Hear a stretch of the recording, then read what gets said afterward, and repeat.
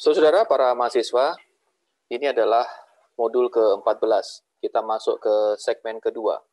Di segmen sebelumnya, saya sudah perkenalkan secara umum sebuah langkah-langkah untuk menjadikan data survei menjadi model permukaan digital. Nah, di modul-modul berikutnya, saya akan pergi secara detail ke tahap demi tahap.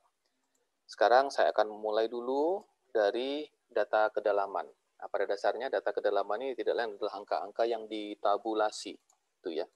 Saya tunjukkan di sini pada survei menggunakan single beam echo sounder, ya.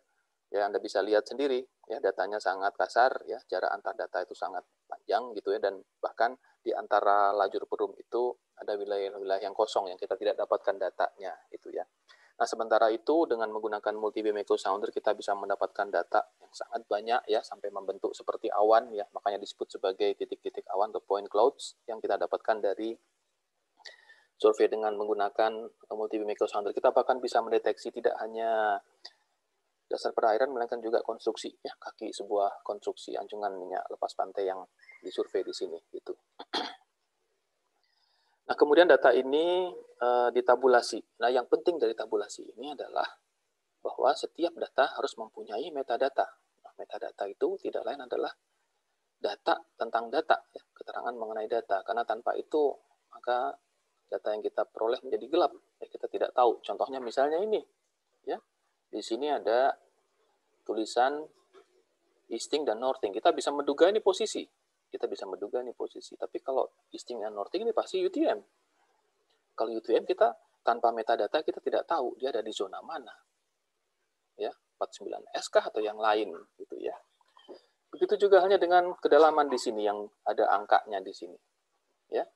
Tanpa adanya metadata kita tidak akan tahu apa dia satuannya, meter kah, gitu, kaki kah, gitu, atau yang lain gitu ya.